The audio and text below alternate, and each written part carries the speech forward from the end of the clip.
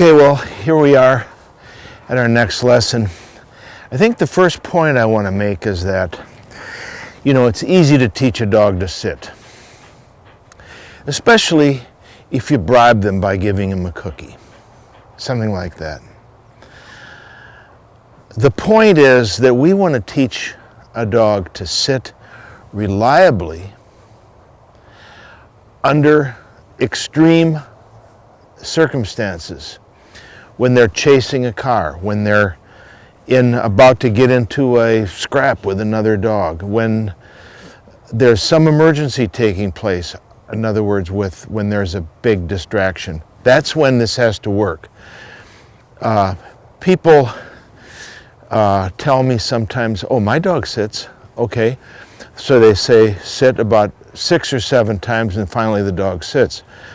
I'm not talking about that. I'm talking about a situation where you say sit and the dog sits then and stays sitting until the next command comes every time. And also at long range, at big distances. That's when things change. When you're at home and you're practicing in the backyard, dogs seem to perform quite well.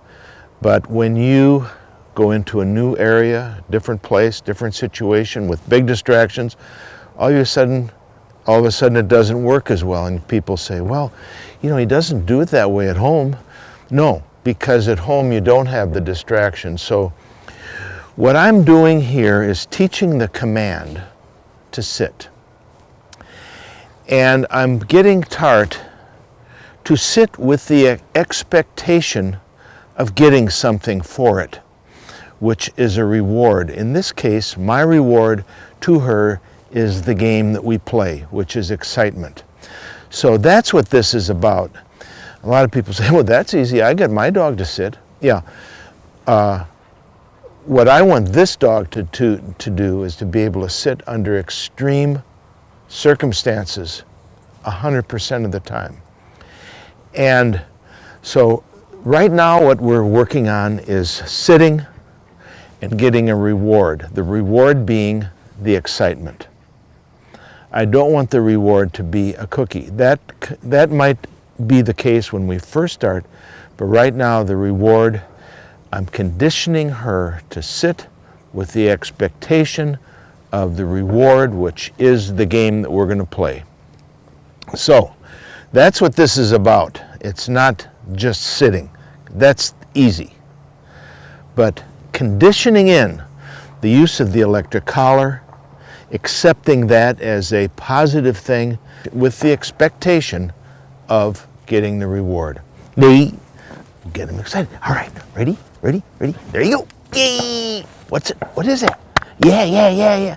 All right, come on, let's go. Yeah, good girl. Okay. Yeah. All right, so step 1 is always getting excited. There's a new toy, so she's ready. Okay. What do you think of that? Good girl. Okay. Yeah. All right. I'm usually a little more excited than she is, but that's the way it goes at first. But she is secretly, this is starting to be what we're going to call conditioning. She is getting this in her psychology, that when she sits, if she does it and gets it reinforced, sit,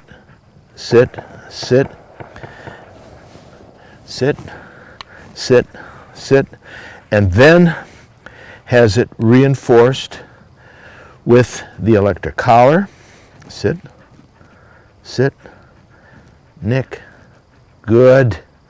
Day.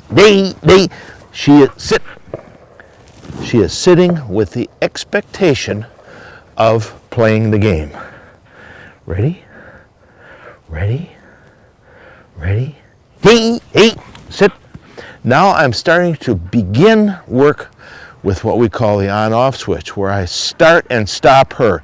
She's not doing this on her own. I'm doing it. I'm getting her to react to me, to what I'm doing.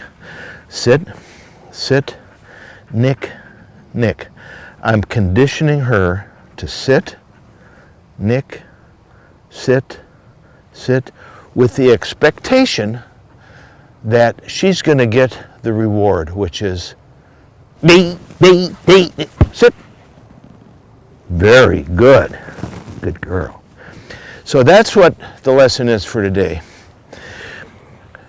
The sit part is easy. There's all kinds of information. You can watch little 7-8-week-old puppies sitting perfectly. But we want an adult dog to sit perfectly every time under the most extreme circumstances. Not only sit, but to come when called, to down, to fetch, to whatever we want. We want it to be 100%, and it's always the same. They do that. They're conditioned to it. They can't help it. It's part of their psychology because they know that if they do it, eventually they get to play the game.